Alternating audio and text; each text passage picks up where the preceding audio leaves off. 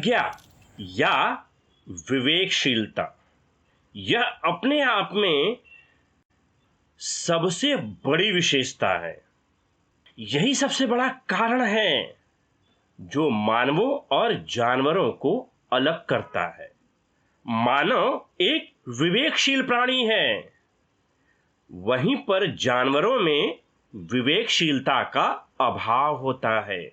तो यही विवेकशीलता या प्रज्ञा सभी मानवों का प्रमुख गुण है।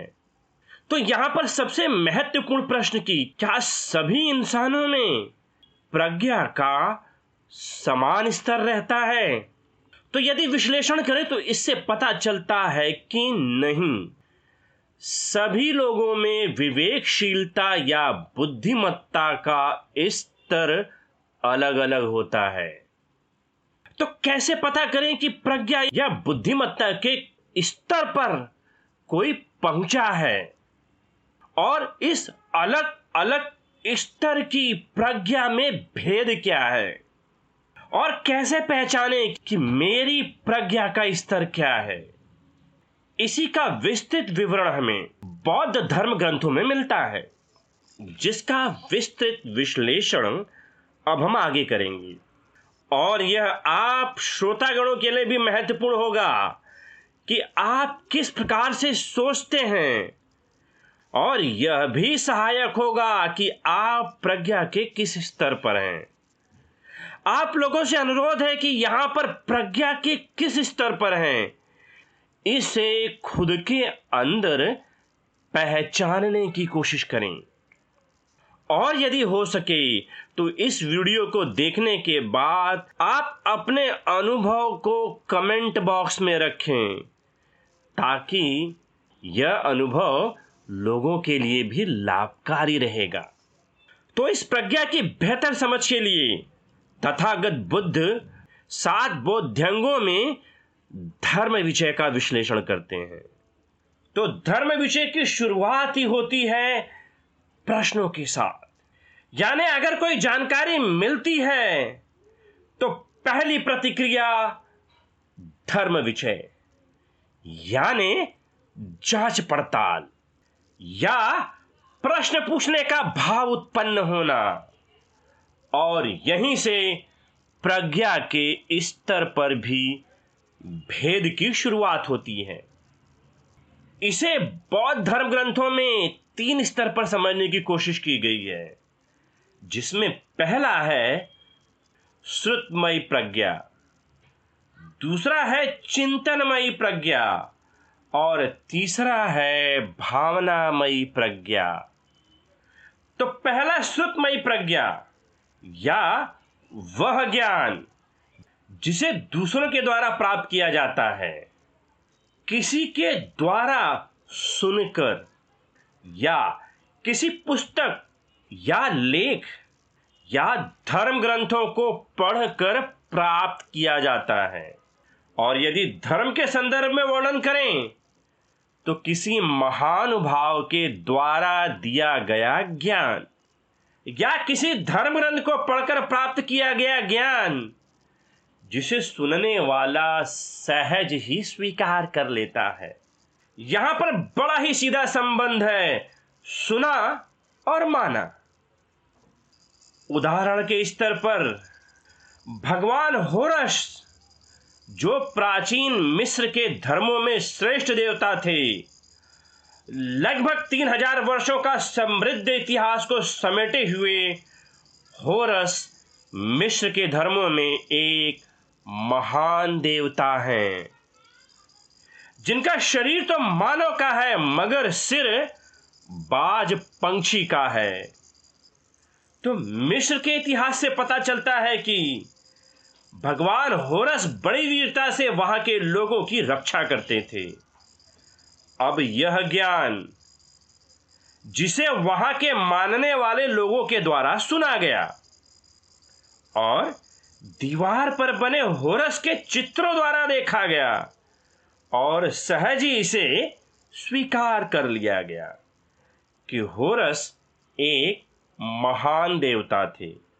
इस प्रकार की कई मान्यताएं, विचार जिनको हम सत्य के रूप में स्वीकार कर लेते हैं कि किसी ने कहा है या किसी धर्म पुस्तक में लिखा है, बस इतने से ही उस सत्य को स्वीकार कर लेना।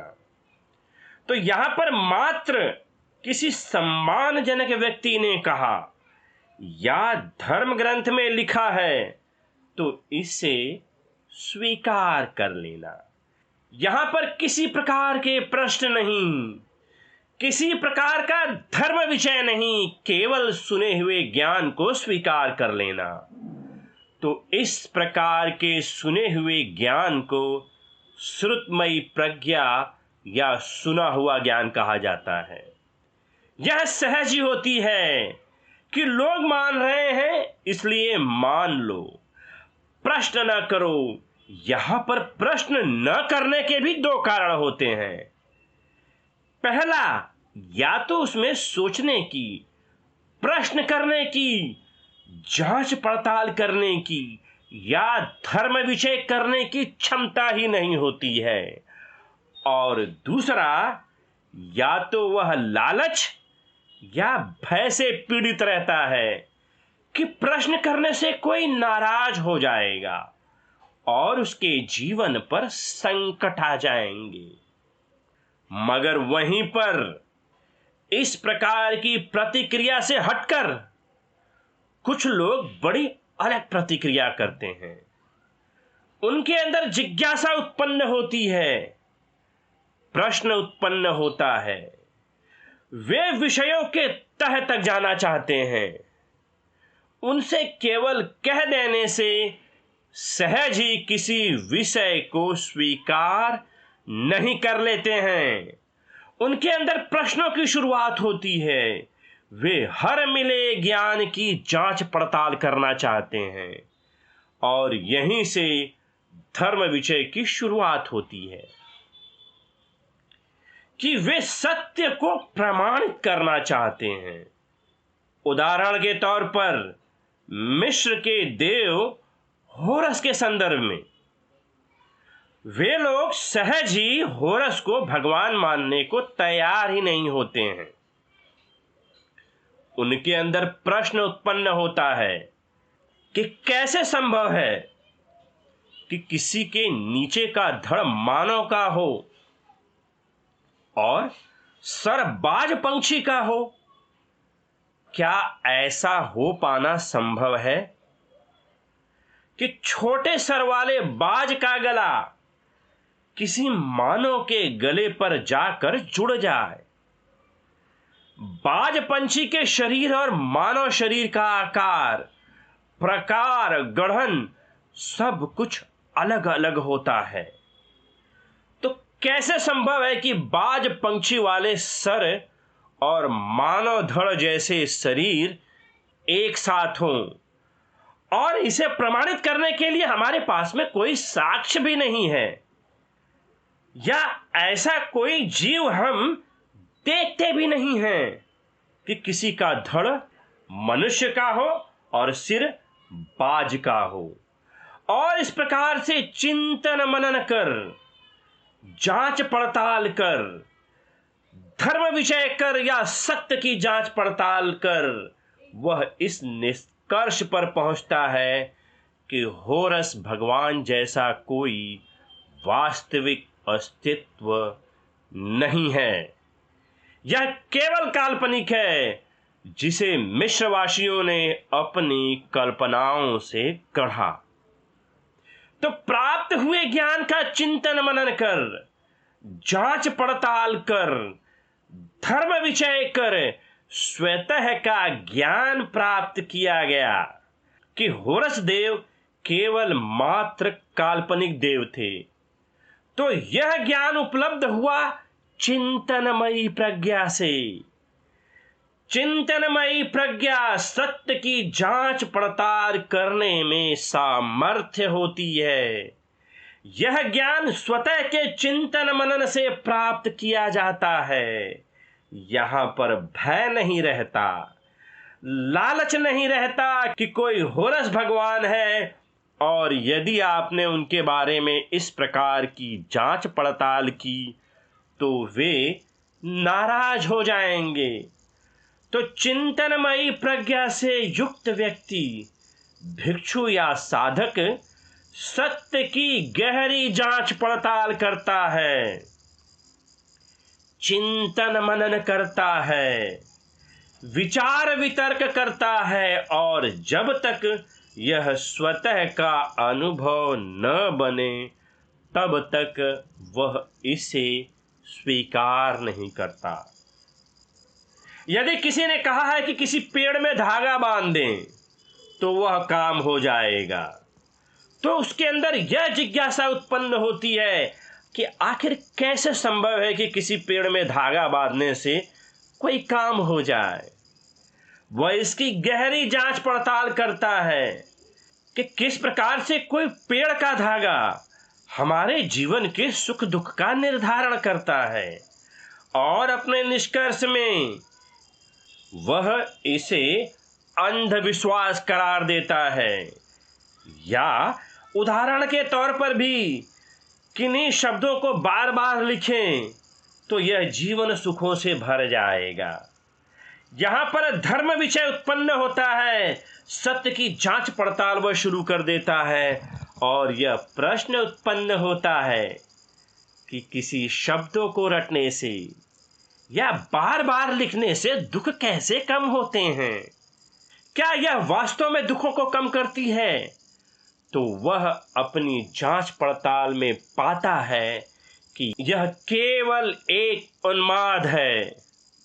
तो इसी प्रकार जीवन में विभिन्न प्रकार के ज्ञान प्रतिदिन मिलते हैं, तो इन पर चिंतन मनन करना, उस मिले ज्ञान के सत्यता की जांच पड़ताल करना, धर्म विषय किस प्रकार से करना, अपने अंदर उठते लगातार प्रश्नों के उत्तर को स्वतः के अनुभव पर ढूंढने का प्रयास, यही चिंतनमयी प्रज्ञा कराती है। कि केवल किसी ने कह दिया या किसी पुस्तक में लिख देने मात्र से कोई ज्ञान सत्य नहीं हो जाता है, बल्कि उस सत्य की जांच पड़ताल संभव हो सके तभी उस ज्ञान को स्वीकारा जाएगा। मतलब चिंतन मनन से स्वीकार किया गया उपलब्ध ज्ञान ही चिंतनमयी प्रज्ञा है। प्रतीक समुत्पाद का चिंतन या धर्म विषय इस चिंतनमयी प्रज्ञा का उत्तम उदाहरण है। संपूर्ण सृष्टि जो हमारे आसपास नजर आ रही है, सभी जगहों पर प्रतीत्य समुत्पाद को घटित होते हुए देखना। यदि आपके सामने एक मकान है, तो क्या यह मकान सदा से ही ऐसा था और ऐसा ही रहेगा? तो इसका उत्तर है नहीं। यह सामने मकान की इमारत पहले लकड़ी, सीमेंट या ईंटों के रूप में थी, जिससे इस मकान का निर्माण हुआ है, यानी एक से दूसरा उत्पन्न। यह मकान अब है क्योंकि इसका रूप तो ईंटों, सीमेंट और लकड़ियों आदि से उत्पन्न हुआ है। और क्या यह मकान सदा ही रहेगा? तो इसका उत्तर भी नहीं है। यह भी नष्ट हो जाएगा, बिखर जाएगा, एक मलबे के ढेर में परिवर्तित हो जाएगा। या कहें हम प्रकृति में लगातार परिवर्तित होती हुई श्रृंखला देखते हैं। इसी परिवर्तित होती श्रृंखलाओं में सदा एक से दूसरा उत्पन्न होता है। ना ही किसी भी वस्तु को स्वतंत्र रूप से प्रकट किया जा सकता है और ना ही अंत। उदाहरण के तौर पर एक वृक्ष है, क्या यह सदा से ऐसा ही है? तो इसका भी उत्तर है नहीं। पहले यह वृक्ष एक छोटे से बीज के रूप में था। इसे पर्याप्त घटक मिलने के पश्चात इसका जमीन में अंकुरण हुआ और यह धीरे धीरे पौधा बना, फिर धीरे धीरे यह वृक्ष बना। अब फिर यह प्रश्न कि क्या यह वृक्ष सदा ऐसा ही रहेगा, तो इसका भी उत्तर नहीं है।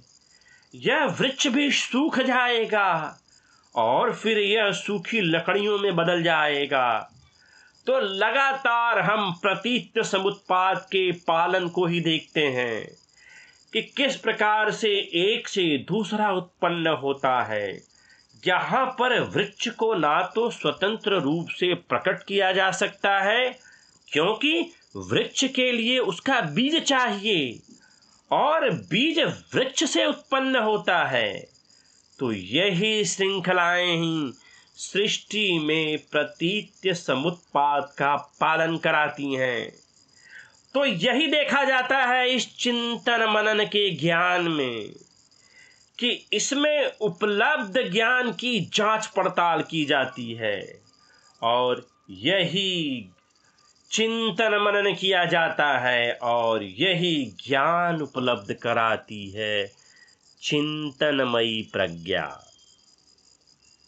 तो लगातार प्रश्न पूछना, उनकी जांच पड़ताल कर सत्य के ज्ञान को स्वतः के स्तर पर स्वीकार करना ही चिंतनमयी प्रज्ञा है। और अब भावनामयी प्रज्ञा यानी परम सत्य का बोध। भावनामयी प्रज्ञा का अर्थ भवित होती हुई प्रज्ञा। यह श्रुतमयी प्रज्ञा और चिंतनमयी प्रज्ञा के स्तर से अलग होती है। यह वास्तविक सत्य को पहचानने की क्षमता से युक्त होती है।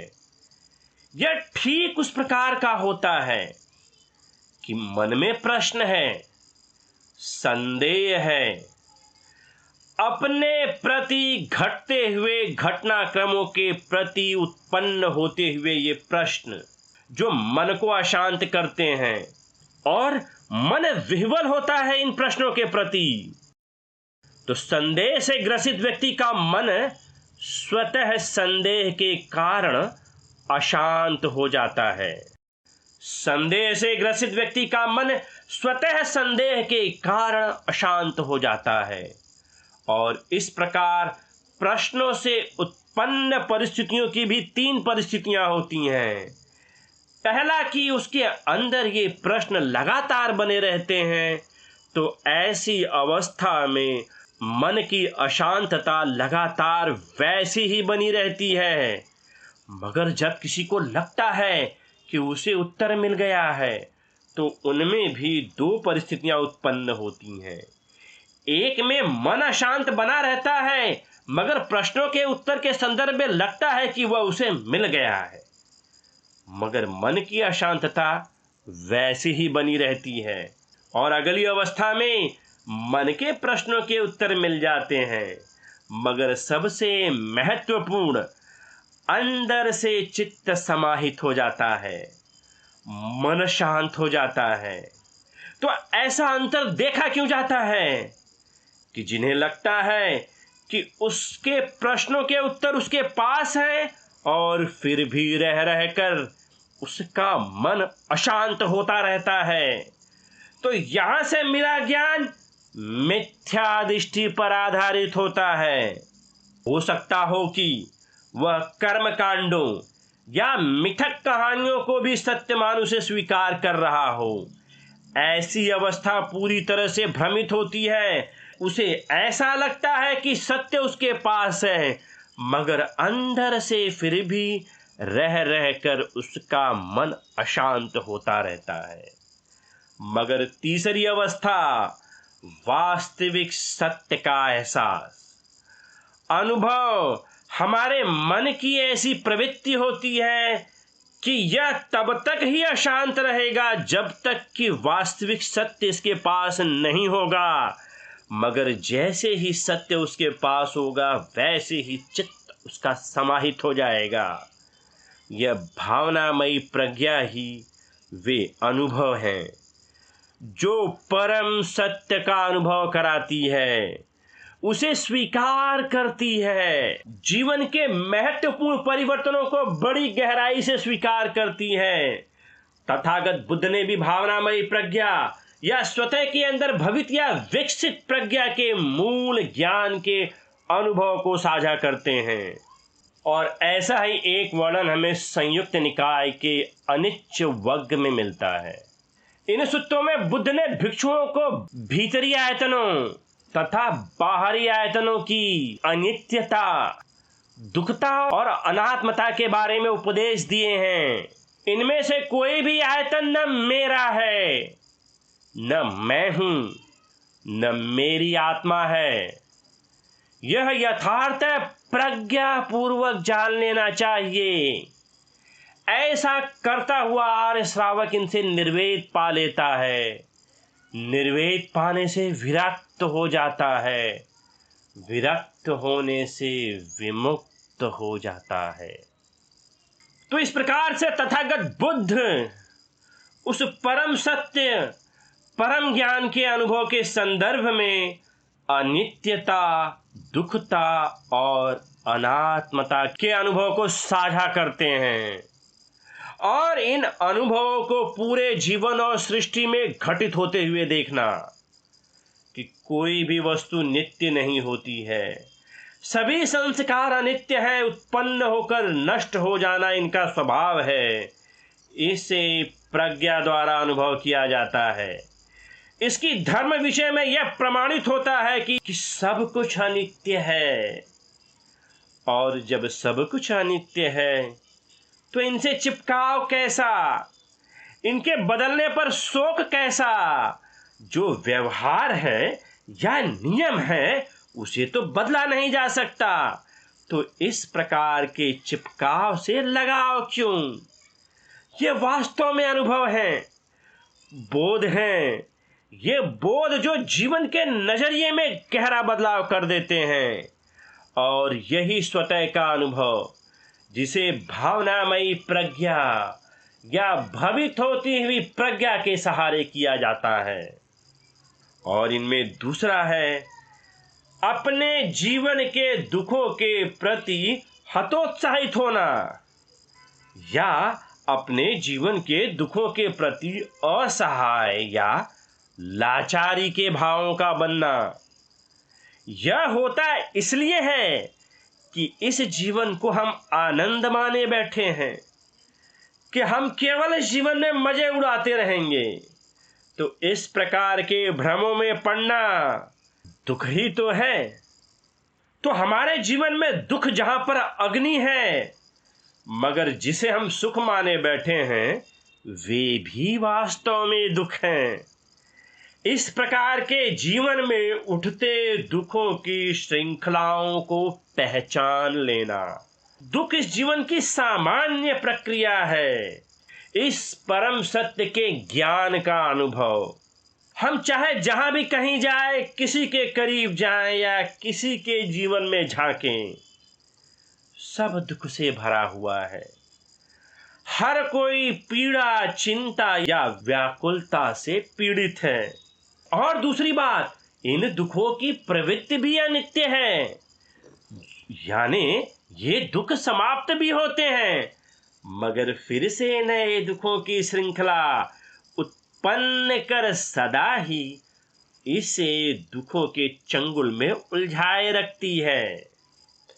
और इसी श्रृंखला में तीसरा है अनात्मता।